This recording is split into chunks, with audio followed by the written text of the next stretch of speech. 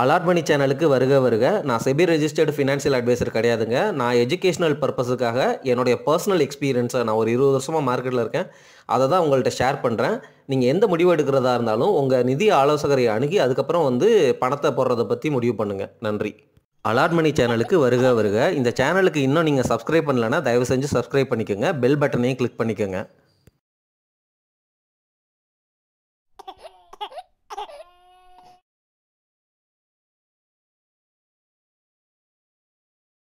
இந்த வீடியோ பதிவில் நீங்கள் எல்லாரும் டைரெக்டாக ஸ்மால் கேப் ஸ்டாக்ஸை வாங்கி வச்சுருக்கிறீங்க. அதுவும் வாங்கி வச்ச ஸ்டாக்கில் நிறையா ஸ்டாக்கு பயங்கரமாக உடஞ்சிருக்கு அப்படிங்கிற மாதிரி ஃபீல் பண்ணுற நபராக இருந்தால் அட்லீஸ்ட் இப்படியாவது ஸ்மால் கேப் ஸ்டாக் வாங்குங்க. ஸ்மால் கேப் ஸ்டாக்ஸை நீங்கள் டைரெக்டாக வாங்கக்கூடாது. இண்டெக்ஸு அல்லது மியூச்சுவல் ஃபண்டில் போடுங்க அப்படின்னு நான் முன்னாடியே சொல்லிட்டேன். இந்த டிப்பெல்லாம் ஆல்ரெடி கொடுத்த டிப்பு தான். நான் என்ன சொல்ல வர்றேன் அப்படின்னா, நீங்கள் வாங்குகிற ஸ்மால் கேப் கம்பெனி நல்ல பங்கு தானா அப்படின்னு தெரிஞ்சுக்கிறதுக்காக நீங்கள் இந்த யுக்தியையும் பயன்படுத்துங்க. என்ன மாதிரி யுக்தி அப்படின்னா, ஏதாவது ஒரு ஸ்மால் கேப் ஃபண்டை எடுத்துக்கோங்க, மியூச்சுவல் ஃபண்டு. சரி, அந்த ஃபண்டோடைய டீட்டெயில்ஸை எங்கே பார்க்குறது அப்படின்னு நீங்கள் கேட்டிங்கன்னா, ஈடி மணின்னு ஒரு சைட் இருக்குது. நிறைய சைட் இருக்குது. நான் ஈடி மணியில் செக் பண்ணுவேன். ETMONEY.com போயிட்டு அங்கே உங்களுக்கு பிடிச்ச ஸ்மால் கேப் ஃபண்டை சூஸ் பண்ணிக்கோங்க. மெனு ஆப்ஷனில் மியூச்சுவல் ஃபண்டு கேட்டகரி கீழே போகலாம். அல்லது நீங்கள் நல்ல ஃபெமிலியரான small cap fund, for example Kotak emergency equity fund direct growth அப்படிங்கிற மியூச்சுவல் ஃபண்டை நான் எடுத்துருக்கிறேன். இப்போது இந்த ஃபண்டுக்குள்ளே நான் என்னென்னலாம் பார்ப்பேன். இப்போ கரண்ட் NAV அப்படின்னு பார்த்தீங்கன்னா ₹137.22 இருக்குது. சரி, அடுத்து நான் சார்ட்டை செக் பண்ணுவேன். மேக்ஸிமம் போட்டு சார்ட்டை செக் பண்ணுவேன். அதுக்கப்புறம் 5 வருஷம் சார்ட்டை செக் பண்ணுவேன். இப்போ என்ன ஆயிருக்கு அப்படின்னா, சார்ட் பிரகாரம் இது ஏறு முகத்தில் இருக்குது. அதாவது விச் மீன்ஸ் புல் மார்க்கெட்டில் ஸ்டாக்கினுடைய அந்த NAV எப்படி இருக்குன்னா மேலே ஏறிட்டே போகுது.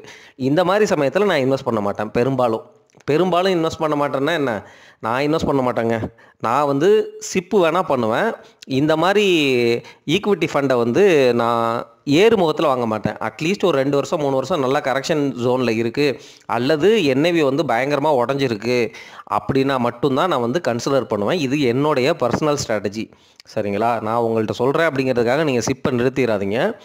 நீங்கள் உங்களுடைய லாங் டேர்ம் கோலுக்கு கண்டிப்பாக ஒரு ஸ்மால் கேப் ஃபண்டு போட்டிருக்கீங்க, அதில் சிப் பண்ணியிருக்கீங்க அப்படின்னா அதை தொடர்ந்து பண்ணுங்கள். ஒன்றும் தவறு இல்லை.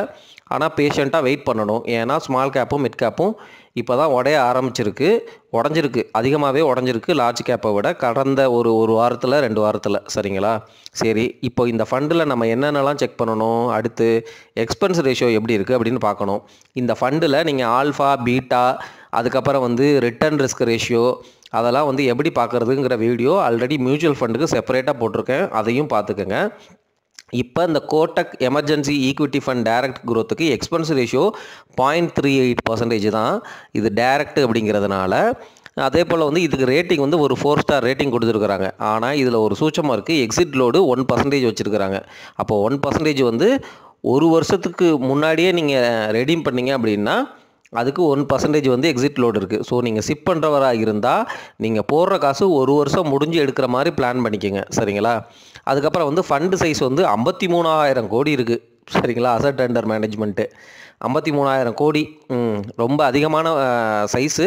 நீங்கள் மற்ற ஸ்மால் கேப் ஃபண்டு கூட நீங்கள் கம்பேர் பண்ணி கூட இந்த AUM ஜாஸ்தியாக இல்லையான்னு பார்த்துக்கலாம். இந்த அசட் அண்டர் மேனேஜ்மெண்ட் ஜாஸ்தியாக ஃபண்டினுடைய பெர்ஃபார்மன்ஸ் குறையிறதுக்கு வாய்ப்புகள் இருக்குது. லாக்இன் பீரியட் அப்படின்னா நோ லாக்இன் அப்படிங்கிற மாதிரி போட்டிருக்கிறாங்க. எக்ஸிட் லோடு மட்டும் 1% வச்சுருக்குறாங்க. பார்த்துக்கோங்க. 12 வருஷம் இருக்கணும் மினிமம் ஏஜ் உங்களுக்கு. சரிங்களா? அதாவது ஐ எம் ரியலி சாரி, ஏஜுங்கிறது இந்த ஃபண்டினுடைய ஏஜ் 12 வருஷம் ஆச்சு. ஜனவரி 1, 2013 ஸ்டார்ட் பண்ணியிருக்கிறாங்க. 12 வருஷமாக இந்த ஃபண்டு இருக்குது. இந்த ஃபண்டினுடைய ரிட்டர்னை எது கூட மெஷர் பண்ணுவாங்க, எந்த பெஞ்ச்மார்க் இண்டெக்ஸ் கூட மெஷர் பண்ணுவாங்க அப்படின்னா நிஃப்டி மிட் கேப் 150 TRI அப்படிங்கிற பெஞ்ச்மார்க் கூட இவங்க கம்பேர் பண்ணுவாங்க. மினிமமாக நீங்கள் ₹500 சிப் பண்ணலாம். லம்சமாக ₹1000 நீங்கள் முதலீடு பண்ணலாம். ரிஸ்க் ரொம்ப ரொம்ப high. Short term capital gain tax ஒரு வருஷத்துக்கு முன்னாடி நீங்கள் ரெடீம் பண்ணிங்கன்னா 20%, ஒரு வருஷத்துக்கு அப்புறம் வந்து நீங்கள் ரெடீம் பண்ணிங்கன்னா உங்களுக்கு 1.25 lakhs வந்து ப்ராஃபிட் இருந்துச்சுன்னா அதுக்கு டேக்ஸ் கிடையாது. அதுக்கு மேலே இருக்கிற எல்லாத்துக்குமே எல்லா அமௌண்ட்டுக்குமே லாபத்துக்குமே 12.5% வந்து நீங்கள் long term capital gain tax கட்டுற மாதிரி இருக்கும். இது ஃபண்டினுடைய காமன் டீட்டெயில்ஸு. இப்போ என்னென்ன ஸ்டாக்ஸ் எல்லாம் உள்ளே வச்சுருக்கிறாங்க அப்படிங்கிறத குயிக்காக பார்க்கலாம். இந்த Kotak emerging equity fund direct growth mutual fund வந்து எவ்வளோ ரிட்டர்ன் கொடுத்துருக்கு ஜனவரி 28, 2025 அன்னைக்கு வந்து பார்த்தீங்க அப்படின்னா ஒரு மாதத்தில் வந்து இந்த ஃபண்டு வந்து -11.04% வந்து ரிட்டர்ன் கொடுத்துருக்கு. ஒரு மாதத்தில் நெகட்டிவ் ரிட்டர்ன் 11%க்கு மேலே -11.0% வந்து இந்த ஃபண்டு வந்து நெகட்டிவ் ரிட்டர்ன் கொடுத்துருக்கு. ஆனால் இதே கேட்டகரி இருக்குல்ல, இந்த ஸ்மால் கேப் ஃபண்டோடைய கேட்டகரியில் அந்த கேட்டகரி ஆவரேஜ் அப்படின்னு பார்த்தா -10.43%. ஸோ -11.04% அப்படிங்கிறது வந்து கேட்டகரி ஆவரேஜை விட அதிகம். விச் மீன்ஸ் இந்த ஃபண்டு வந்து அதிகமாக உடப்படுது அப்படிங்கிறது தான் வந்து ஒரு மாதத்தில் நமக்கு கிடைக்கிற டேட்டா. சரி, 3 மாதத்தில் கம்பேர் பண்ணும் பொழுது இந்த ஃபண்டு -8.07% வந்து ரிட்டர்ன் கொடுத்துருக்கு. இதுவும் 3 மாதத்தில் நெகட்டிவ் ரிட்டர்னு. கேட்டகரி ஆவரேஜ்னா இந்த ஸ்மால் கேப் ஃபண்டில் இருக்க மற்ற ஃபண்டை எல்லாத்தையும் கம்பைன் பண்ணி வர்ற ஆவரேஜ் இருக்குல்ல, அது வந்து -8.08%. ஸோ 3 மாதத்தில் வந்து பார்க்கும் பொழுது கேட்டகரி ஆவரேஜ் வந்து கிட்டத்தட்ட ஈக்குவலாக இருக்குது. ஒரு மாதத்தில் வந்து அதிகமாக இருக்குது. இந்த ஃபண்டு வந்து அதிகமாக உடஞ்சிருக்கு, 1% வந்து அதிகமாக உடஞ்சிருக்கு. 6 மாதத்தில் பார்க்கும் பொழுது இந்த ஃபண்டு -9.47% வந்து உடஞ்சிருக்கு. கேட்டகரி ஆவரேஜ் வந்து -9.84% வந்து கேட்டகரி ஆவரேஜ் வந்து உடஞ்சிருக்கு. ஸோ 6 மாதமாக நெகட்டிவ் ரிட்டர்ன் தான் கொடுத்துருக்கு. ஆனால் இந்த 6 மாத கேட்டகரியை கம்பேர் பண்ணும்பொழுது பாருங்கள், நல்லா வந்து பெட்டராக இருக்கிற மாதிரி தெரியுது. ஒரு 0.3% கிட்ட வந்து இந்த ஃபண்டு வந்து கம்மியாக தான் உடஞ்சிருக்கு அப்படிங்கிறத புரிஞ்சுக்கணும். 12 வருஷமாக இருக்கிற ஃபண்டு ஒரு வருஷத்தில் வந்து எவ்வளோ ரிட்டர்ன் கொடுத்துருக்கு அப்படின்னா வந்து 20.06%. ஆனால் கேட்டகரி ஆவரேஜ் வந்து 14.63%. புரியுதுங்களா? அதாவது என்னென்னா மற்ற ஸ்மால் கேப் ஃபண்டுகளோடைய ரிட்டர்ன்லாம் கம்பைன் பண்ணி பார்க்கும்போது 14.63%. ஆனால் ஒரு வருஷத்தில் 20%க்கு மேலே ரிட்டர்ன் கொடுத்துருக்குறாங்க. 3 வருஷத்தில் வந்து 20.15%. கேட்டகரி ஆவரேஜ் 19.56, கிட்டத்தட்ட சேம் தான். 5 வருஷத்தில் வந்து 23.76%. Category average 23.69%. ஸோ 5 வருஷத்தில் சிஏஜிஆர் வந்து கேட்டகரி ஆவரேஜுக்கு ஈக்குவலண்ட்டாக தான் இருக்குது. 7 வருஷம்னு பார்க்கும்பொழுது 17.7% வந்து இந்த fund Kotak Kotak emerging equity fund direct growth வந்து 17.7% வந்து சிஏஜிஆர் 7 வருஷத்தில் கொடுத்துருக்கு. கேட்டகரி ஆவரேஜ்னால் வந்து மற்ற ஃபண்டில் உள்ள ஆவரேஜ் ரிட்டர்ன்னு பார்த்தீங்கன்னா 16.6%. 17.7% இந்த ஃபண்டு கொடுத்துருக்கு 7 வருஷத்தில். மற்ற ஃபண்டெல்லாம் கேட்டகரி ஆவரேஜ் 16.6%. 10 வருஷம்னு பார்த்தோம்னா இந்த ஃபண்டு 17.92% கொடுத்துருக்கு. மற்ற கேட்டகரி ஆவரேஜ் எல்லாம் வந்து 16.2%. சரிங்களா? சரி, இந்த டீட்டெயில் வந்து ஒரு ரிட்டனுக்கு ஒரு ரெஃபரன்ஸுக்கு உங்களுக்கு அசட் வந்து எவ்வளோ அலோகேட் பண்ணியிருக்கிறாங்க அப்படின்னு பார்த்தீங்கன்னா லார்ஜ் கேப்பில் ஒரு 12.06% வச்சுருக்கிறாங்க. இது என்ன தான் இருந்தாலும் மிட் கேப் கேட்டகரியில் வர்ற ஈக்விட்டி ஃபண்டாக இருந்தாலும் இது வந்து 68.51% வந்து மிட் கேப்பில் வச்சுருக்கிறாங்க. ஸ்மால் கேப் வந்து 17.14%. So Kotak emerging equity fund அப்படிங்கிறது வந்து நான் ஸ்மால் கேப் ஃபண்டுன்னு சொல்லிட்டேன். ஆனால் இதுவே எனக்கு ஸ்மால் கேப் ஃபண்டாக தோணுது. நிஃப்டி மிட் கேப்பு 150 டிஆர்ஐ கூட வந்து இவங்க பெஞ்ச்மார்க் கம்பேர் பண்ணுறதுனால இது ஒரு மிட் கேப் ஃபண்டு. ஸோ இதுக்குள்ளே வந்து ஒரு 16-17% வந்து ஸ்மால் கேப் ஸ்டாக் வச்சுருக்கிறாங்க. சரிங்களா? மிட் கேப் தான் வந்து 68.51%. இதையே நான் ஸ்மால் கேப் மாதிரி தான் நான் கன்சிடர் பண்ணுவேங்க.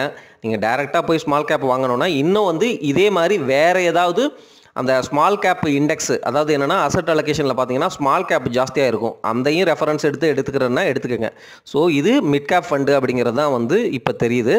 ஸோ என்னென்ன ஹோல்டிங்ஸ்லாம் வச்சுருக்கிறாங்க, என்னென்ன ஸ்டாக்லாம் வச்சுருக்கிறாங்க அப்படின்னு பார்க்குறதுக்கு முன்னாடி பியர் கம்பேரிசன்னா என்ன மாதிரி ஃபண்டு வந்து இந்த ஃபண்டு கூட காம்பீட் பண்ணுது, போட்டி போடுது அப்படின்னா இப்போ நிப்பான் இந்தியா க்ரோத் ஃபண்டு இருக்குது. ஆனால் அவங்களுடைய அசட் அண்டர் மேனேஜ்மெண்ட் வந்து பார்த்திங்கன்னா 35,278 கோடி. ஆனால் இந்த ஃபண்டுக்கு 53,000 கோடி. அந்த ஃபண்டும் நிப்பான் இந்தியா க்ரோத் ஃபண்டும் 12 வருஷமாக இருக்குது. எக்ஸ்பென்ஸ் ரேஷியோ வந்து பார்த்திங்கன்னா 0.78% நிப்பான் இந்தியா க்ரோத் ஃபண்டுக்கு மேபி எக்ஸிட் லோடு இல்லாமல் இருக்கும் போல இருக்குது. கோட்டக் எமர்ஜென்சி ஈக்விட்டி ஃபண்டுக்கு எக்ஸ்பென்ஸ் ரேஷியோ ரொம்ப கம்மியாக இருக்கிற மாதிரி இருக்குது. 0.38% தான், ஆனால் எக்ஸிட் லோடு இருக்குது. அதுக்கப்புறம் வந்து குவாண்ட் மிட் கேப் ஃபண்டு வந்து அசட் அண்டர் மேனேஜ்மெண்ட் வந்து 8,891 கோடி. சரிங்களா? சாரி 8,891 கோடி. நம்பரை வந்து இங்கிலீஷும் தமிழ்லையும் மாற்றி குழப்பறம் போல இருக்குது. சரி, நான் உங்களுக்கு ஸ்லைடில் வந்து லைட்டாக காட்டுறேன், பார்த்துக்குங்க. 12 வருஷமாக இருக்குது இந்த குவாண்ட் மிட் கேப் ஃபண்டும். Expense ratio 0.59%. SBI Magnum mid cap fund இருக்குது, Mirae Asset mid cap fund இருக்குது. இது எல்லாமே அசட் அண்டர் மேனேஜ்மெண்ட் வந்து கிட்டத்தட்ட 20,000 கோடி 16,000 கோடி இப்படி தான் இருக்குது. ஆனால் Mirae Asset mid cap fund வந்து வெறும் 5 வருஷம் தான் இருக்குது. Expense ratio 0.6%. இப்போது இந்த மியூச்சுவல் ஃபண்டோடைய key risk and return ratios பார்த்தீங்கன்னு வச்சுக்கோங்களேன். கோட்டக் எமர்ஜிங் ஈக்விட்டி ஃபண்டோடைய key risk and return ratios alpha, Sharpe, beta, standard deviation வந்து நான் ஆல்ரெடி வந்து வீடியோ போட்டிருக்கிறேன். சரிங்களா? அதை பார்த்துக்கோங்க. சரி, இந்த ஃபண்டில் வந்து என்ன மாதிரி ஸ்டாக்ஸ் வச்சுருக்குறாங்க அப்படிங்கிறத பார்ப்போம்.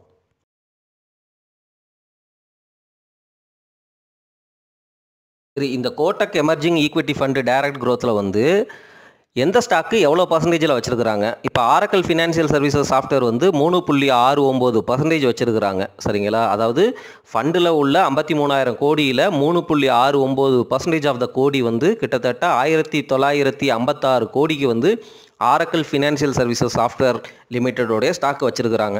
சரி, இவங்க வந்து 3.69% ஹோல்டிங் வச்சுருக்கிறாங்க அப்படிங்கிறதுக்காக நீங்கள் போய் ஆரக்கிள் ஃபினான்ஷியல் சர்வீசஸ் வாங்கிடாதீங்க. வேல்யூவேஷன் பார்க்காம நம்ம ஃபண்டமெண்டல் அனாலிசிஸில் போட்ட அந்த செக்கெல்லாம் பண்ணாமல் வாங்கிடாதீங்க. சரியா?